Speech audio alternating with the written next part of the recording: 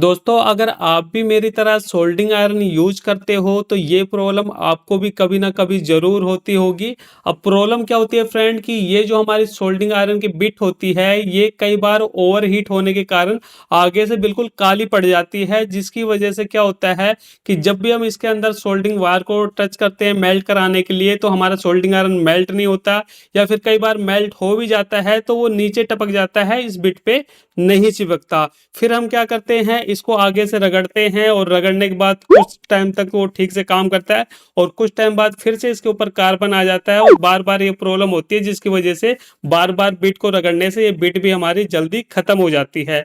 तो आज की वीडियो के अंदर फ्रेंड मैं आपको बताऊंगा कि ये जो ओवरहीट की प्रॉब्लम है ये क्यों हो रही है और इस प्रॉब्लम को हम किस तरीके से अपने घर पे फिक्स कर सकते हैं। तो वीडियो को बिल्कुल ध्यान से और पूरा देखना, तभी आपको अच्छे से समझ में आएगा। तो देखिए फ्रेंड, ये जो प्रॉब्लम होती है ना ओवरहीट की, ये प्रॉब्लम तब होती है जब हमारे घर पे कई बार लाइट ज़्यादा आ जाती है। जैसे क्या होता है कि इस टाइप के जो सोल्डिंग आयरन होते हैं इसको नॉर्मली हमें 200 या 220 वोल्टेज की ज़रूरत होती है प्रॉपर तरीके से गर्म होने के लिए। अगर बाई चांस इससे ज़्यादा वोल्टेज हमारे घर पे आ जाती है तो ये जो बिट है ये ओवरहीट होने लगती है, जिसकी वजह से पूरी बिट काली हो जाएगी और आगे से भी आपकी बिट काली पड़ जाती है। और फिर हम किसी रेती वगैरह से इसको रगड़ के अपना काम चलाते हैं और कई बार जब हमारे घर पर लाइट सही हो जाती है यानी नॉर्मल हो जाती है तो ये प्रॉब्लम हमें ज़्यादा देखने को नहीं मिलती। तो अब ये तो हमने समझ लिया कि ये प्रॉब्लम आती किस वजह से है। अब चलिए ये हम देखते हैं कि इस प्रॉब्लम को अब हम फिक्स कैसे कर सकते हैं। तो इसके लिए देखिए फ्रेंड, सबसे पहले आपको क्या करना है, अपने सोल्डिंग आयरन को खोलना पड़ेगा। तो यहाँ पे मैं क्या करता हूँ, अपने सोल्डिंग आयरन को खोल लेता हूँ। मेरे सोल्डिंग आयरन में यहाँ पे 3 पेज दे रखे हैं। आपके सोल्डिंग आयरन में पेज लगे हैं कि नहीं लगे मुझे कमेंट करके बताना, और आप कितने वाट का सोल्डिंग आयरन यूज कर रहे हो ये भी मुझे ज़रूर बताना। तो यहाँ पे देखिए मैंने पहला पेज खोल लिया है।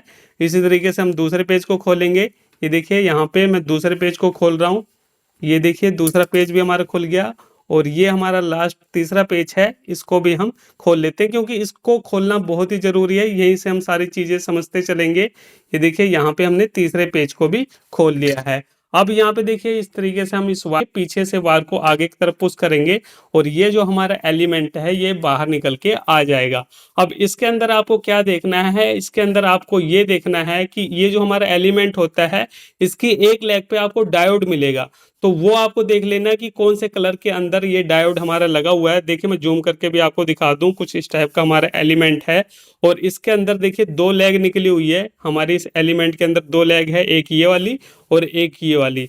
तो ये देखिए फ्रेंड, इसके ऊपर ये फाइबर स्लिप चढ़ी हुई है, इसी के अंदर हमारा डायोड लगा हुआ है। यहाँ पे आप देख सकते हो, यहाँ पे डायोड लगा हुआ है। डायोड के अंदर क्या होता है, एक हमारा कैथोड होता है, एक एनोड होता है। तो कैथोड वाली साइड आप देख सकते हो ये ब्लैक वायर जुड़ी है और एनोड वाली जो वायर जुड़ी है वो डायरेक्ट हमारी इस एलिमेंट के साथ में जुड़ी हुई है। तो ये चीज़ आपको सबसे पहले देख लेनी है। अब हमें क्या करना है, ये चीज़ हमने देख ली। अब उसके बाद हमें क्या करना है, देखिए इस आयरन के कुछ दूरी पे आप चाहो तो यहाँ पे जहाँ पे प्लग लगा हुआ है या फिर बीच में कहीं पे भी जहाँ पे आपको ठीक लगे वहाँ पे आपको क्या करना है, अपनी ब्लैक वाली वायर को काट देना है। तो यहाँ पे देखिए इस तरीके से हम ब्लैक वाली वायर को काट देंगे। इस तरीके से मैंने काट दिया। अब वायर को काटने के बाद अब हमें क्या करना है, अब हमें लेना है सबसे पहले एक स्विच।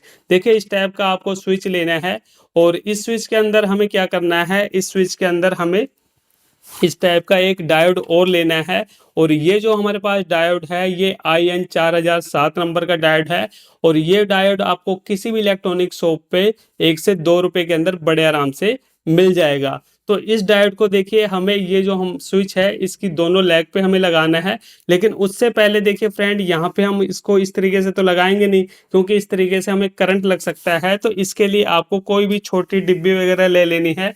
तो एग्जाम्पल के तौर पे मैं आपको दिखा दूं, मेरे पास ये छोटी सी डिब्बी है। तो हम क्या करेंगे, सबसे पहले इस डिब्बी के अंदर इस स्विच को लगाने के लिए कटिंग करेंगे। तो मैं क्या करता हूँ, इसके बराबर से कटिंग कर लेता हूँ ताकि ये जो स्विच है इस डिब्बी के अंदर आ जाए। और ये देखिए यहाँ पे मैंने स्विच के बराबर इस प्लास्टिक को काट लिया है। अब ये स्विच इसके अंदर बड़े आराम से आ जाएगा, लेकिन यहाँ पे हमें क्या करना पड़ेगा, ये जो स्विच की लेग है इसको भी काटना पड़ेगा। ये देखिए मैंने कुछ इस तरीके से लेग को काट के छोटा कर लिया है, क्योंकि जब हम इस स्विच को इसके अंदर फिट करेंगे तो ये इसके अंदर बराबर आना चाहिए। तो यहाँ पे उस हिसाब से हमने इसे कट करा है। तो अब हम क्या करेंगे, कुछ इस तरीके से स्विच को इसके अंदर लगा देंगे। ये देखिए हमारा स्विच आ चुका है और ये डिब्बी भी अब हमारी बंद हो जाएगी। ये देखिए इस तरीके से बंद हो जाएगी। अगर हम लैग को नहीं काटते तो ये बंद नहीं होती, तो इसलिए यहाँ पे मैंने इसे कट किया है। तो ये हो गया हमारा। अब उसके बाद हमें क्या करना है, ये जो डायोड है इसको लगाना है। तो अभी तो इसके अंदर हमें देखिए, ये जो डायोड होता है इसके अंदर एक हमारा एनोड होता है, ये ब्लैक वाली साइड, और सिल्वर वाली साइड कैथोड होता है। तो इसे अभी तो हम किसी भी साइड में लगा सकते हैं, लेकिन जब इसके हम वायर के कनेक्शन करेंगे तब हमें इस डायोड की पोजीशन को ध्यान में रखना पड़ेगा। तो यहाँ पे मैं क्या करता हूँ, फटाफट एक बार इस डायोड को यहाँ पे लगा लेता हूँ। ये देखिए कुछ इस तरीके से मैंने स्विच के दोनों लेग पे डायोड को कुछ इस तरीके से जोड़ दिया है। अब उसके बाद हमें क्या करना है, ये जो हमने बीच में से वायर कट करी है, तो अब हमारे पास दो वायर हो गई है।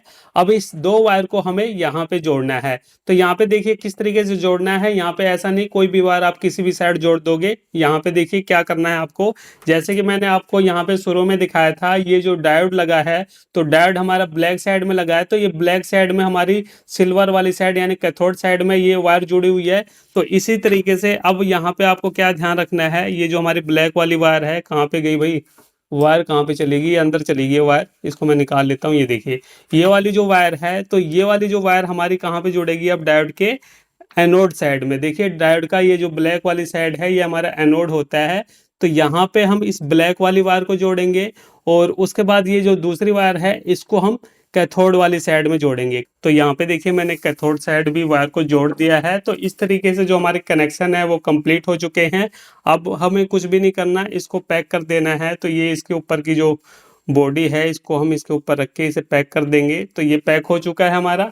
अब उसके बाद देखिए फ्रेंड, ये जो सोल्डिंग आयरन है इसके अंदर भी हमें अब कुछ छेड़खानी नहीं करनी, इसको वैसे के वैसे पैक कर देना है और इसके तीनों पेज को लगा देना है। तो मैं फटाफट एक बार इसके तीनों पेज को लगा देता हूँ। तो ये देखिए फ्रेंड, यहाँ पे मैंने इसके तीनों पेज को बिल्कुल अच्छे तरीके से टाइट कर दिया है और अब ये जो हमारा सोल्डिंग आयरन है यूज करने के लिए रेडी हो चुका है। अब इसे यूज कैसे करना है वो आप देख लो। तो देखिए फ्रेंड, जब भी आपका सोल्डिंग आयरन ओवरहीट होने लगे, आपकी बिट ओवरहीट होने लगे, तो उस कंडीशन में ये जो हमने स्विच लगाया है इसे आपको ऑन कर देना है। इस तरीके से ऑन करने से क्या होगा कि जो वोल्टेज है वो हमारे डायोड से होके निकलेगी। तो डायोड हमने किस लिए लगाया है, ताकि वो वोल्टेज को कम करके आगे भेज सके। देखिए आपको सभी सोल्डिंग आयरन के अंदर एक डायोड लगा लगाया मिलता है, लेकिन यहाँ पे हमने दो डायोड को लगा दिया है।